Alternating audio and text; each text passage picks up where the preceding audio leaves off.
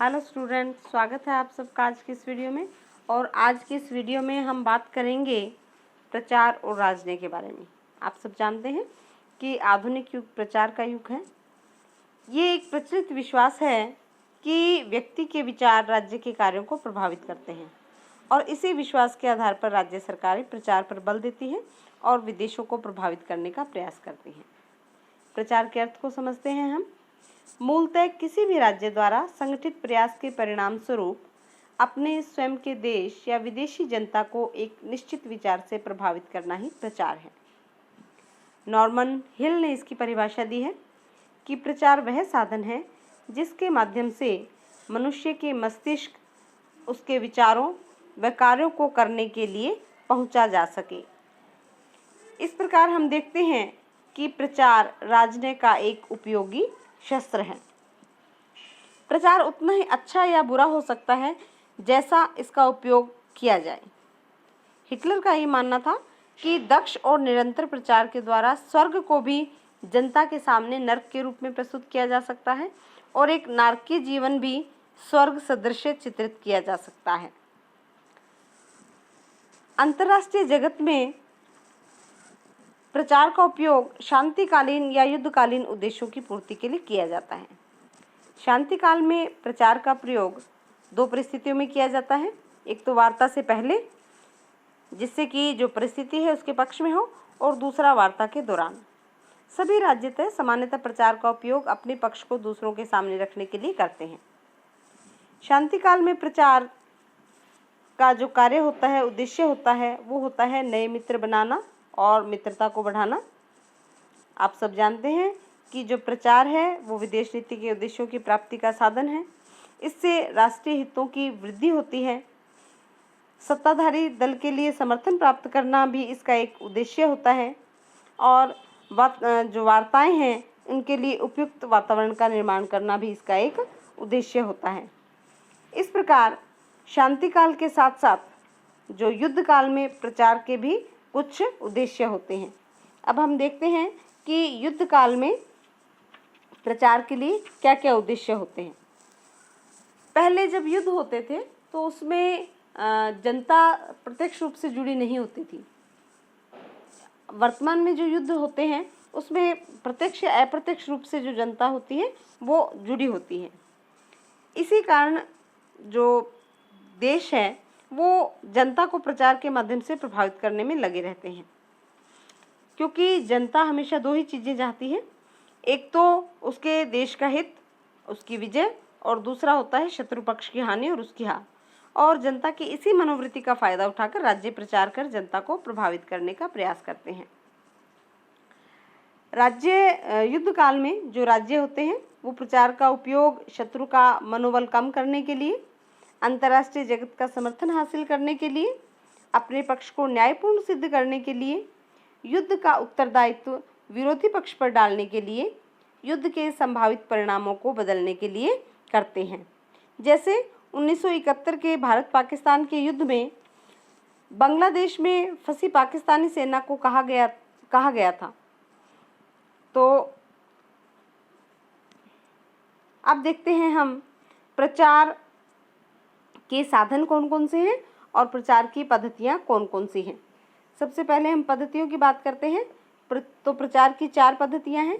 प्रस्तुतिकरण की पद्धति, ध्यानाकर्षण की तकनीकें, अनुक्रिया या रिस्पॉन्स प्राप्ति के उपकरण और स्वीकृति प्राप्ति की पद्धतियाँ। जो प्रथम है प्रस्तुतिकरण की पद्धतियाँ, इसके अंतर्गत प्रचारक राज्य अपना पक्ष इस प्रकार रखता है जिससे कि अनुकूल वातावरण बन सके, भले ही ये पक्ष झूठा ही क्यों ना हो। इस प्रकार का जो प्रचार होता है वो एक तरफा होता है। दूसरा है ध्यानाकर्षण की तकनीक। इसके अंतर्गत जिस पक्ष को प्रभावित करना है उसकी रुचि को ध्यान में रखते हुए प्रचार किया जाता है।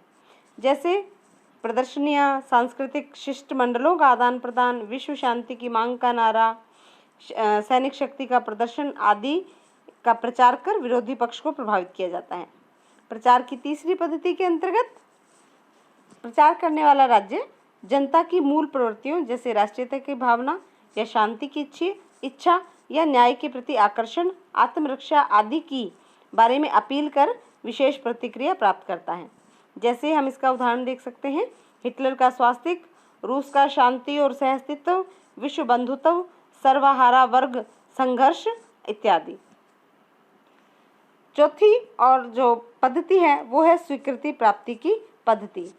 चौथे और अंतिम उपाय के अंतर्गत राज्य अपनी नीति या कार्यक्रम को स्वीकृत कराने के लिए साधारण हितों की अपील करते हैं, जैसे पान जर्मनी, एशिया वासियों के लिए इत्यादि। अब हम देखते हैं प्रचार के साधन। प्रचार के साधन प्रमुख हैं रेडियो व टेलीविज़न, समाचार पत्र पत्रिकाएं, प्रेस सहचारी, सांस्कृतिक कार्यक्रम, आर्थिक व सैनिक सहायता, प्रदर्शन इत्यादि। सबसे पहले बात करें रेडियो व टेलीविज़न की। ये सबसे महत्वपूर्ण साधन है प्रचार के। इतने महत्वपूर्ण है कि चार्ल्स थेयर अपनी पुस्तक डिप्लोमेट में इसे रेडियो राजनय शब्द का प्रयोग करते हैं, अर्थात रेडियो के माध्यम से प्रचार द्वारा अपनी विचारधारा का प्रसार। 1920 में जब रेडियो के माध्यम से संगीत और भाषण संभव हुआ, तब से जो रेडियो है मानव ज्ञान के प्रचार का सबसे सशक्त साधन है बन गया। कहा जाता है कि रेडियो का आविष्कार भले ही किसी ने किया हो, परंतु इसका वास्तविक आविष्कारक हिटलर था, जिसने रेडियो का प्रचार के लिए खूब उपयोग किया।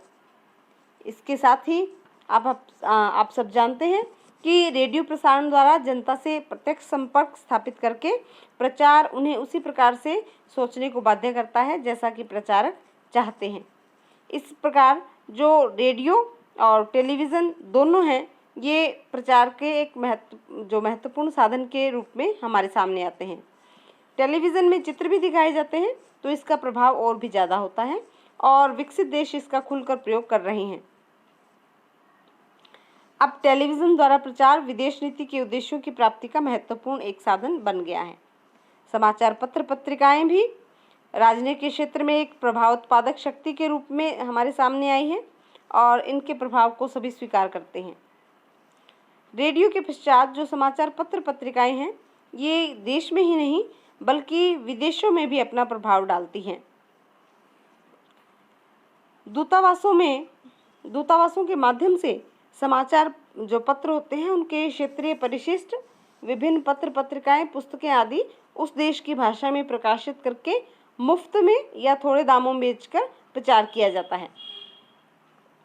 समाचार पत्रों के महत्व और उसके प्रचार के पक्ष को देखते हुए राजदूत को सभी प्रकार के स्थानीय समाचार पत्रों का नियमित अध्ययन कर उनमें प्रकाशित अपने देश के बारे में छपी हुई खबरों और टिप्पणियों आदि को पढ़कर अपनी रिपोर्ट सरकार को जो भेजी जाती हैं।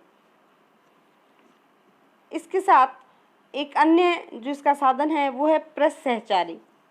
प्रेस सहचारी दूतावासों में नियुक्त एक विशेष अधिकारी होता है जिसका कार्य होता है स्थानीय समाचार पत्र पत्रिकाओं का अध्ययन करके उनका अपनी भाषा में अनुवाद करना और अपने देश से संबंधित सूचनाओं को राजदूत तक पहुंचाना।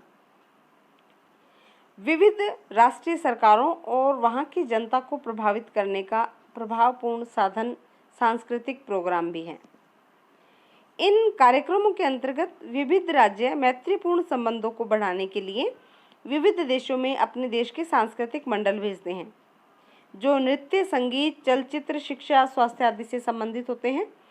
जैसे इसका उदाहरण हम भारत की तरफ से देखें तो दर्शन शास्त्री डॉक्टर सर्वपल्ली राधाकृष्णन को, सितार वादक रविशंकर, गायक श्रीमती सुब्बालक्ष्मी आदि का विदेशों में दौरा सांस्कृतिक प्रोग्रामों के अंतर्गत मैत्री संबंधों को बढ़ाने के लिए ही नियोजित किया जाता था। इसके अलावा आर्थिक व सैनिक सहायता या जिसे हम इसका नया स्वरूप हम कह सकते हैं आधुनिक राजनय का, सहायता का राजनय या एड राजनय, एड डिप्लोमेसी इसे हम कहते हैं।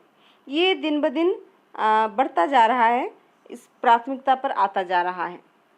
विकासशील देश आर्थिक सहायता देकर अविकसित देशों के स्तर को ऊंचा उठाने में सहायता करते हैं और इसके साथ ही वो सहायता देते हैं, लेकिन इसका वो अब उस देश के भीतर और उसके बाहर इसका खूब प्रचार करते हैं।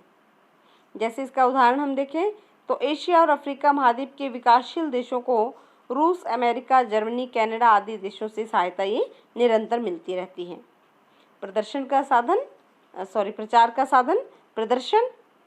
प्रदर्शन राजनीति की सहायक तकनीक के रूप में आजकल निरंतर प्रयोग में किया जा रहा है। रूस और अमेरिका द्वारा सैनिक क्षेत्र में जैसे स्पेस है, अणुबम का विस्फोट है, राष्ट्रीय दिवस की सैनिक परेड, सैनिक प्रदर्शनियाँ आदि ऐसे ही आयोजन हैं। रेडियो, टेलीविज़न, समाचार पत्र, सिनेमा आदि के माध्यम से जब इनका प्रचार किया जाता है तो ये और भी अधिक प्रभावकारी साधन बन जाते हैं। इसके अलावा हम देखें तो विश्व प्रदर्शनियों में भाग लेकर देश अपने आर्थिक और औद्योगिक विकास का प्रदर्शन भी करते हैं। तो इस प्रकार हमने देखा कि प्रचार की अनेक तकनीकें और प्रचार के अनेक साधन भी हैं, लेकिन प्रचार जो है उसकी सफलता के लिए कुछ विशेष बातों का ध्यान रखना आवश्यक है। तो प्रचार की सफलता के लिए कुछ ये शर्तें क्या हैं, विशेष बातें क्या हैं, उनको हम देखते हैं कि प्रचार है वो सादगीपूर्ण होना चाहिए, वस्तुपरक होना चाहिए, इसमें झूठ नहीं होना चाहिए। प्रचार के जो नारे होते हैं वो सुगम और बोधगम्य होने चाहिए। ऐसा प्रचार होना चाहिए जो औसत व्यक्ति की समझ में आ सके। प्रचार सुरुचिपूर्ण होना चाहिए। प्रचार उस समय प्रभावहीन हो जाता है जब वो सुनने वालों को आकर्षक ना लगे। प्रचार इसके साथ विश्वसनीय भी होना चाहिए, या इसको हम कहते हैं वस्तुपरकता भी होनी चाहिए। प्रचार में छोटे स्तर पर झूठ का भी प्रयोग कम होना चाहिए, और यदि कोई बड़ा झूठ बोला जाए तो उसे बार बार दोहराया जाना चाहिए। प्रचार के प्रभावशाली होने के लिए उसमें निरंतरता होनी चाहिए।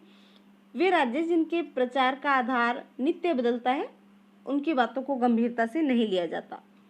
इसके साथ ही प्रचार दीर्घकालीन नीति के साथ संयुक्त होना चाहिए। किसी भी प्रचार पर तब विश्वास किया जाता है जब उसके अनुसार कार्य भी किया जाए।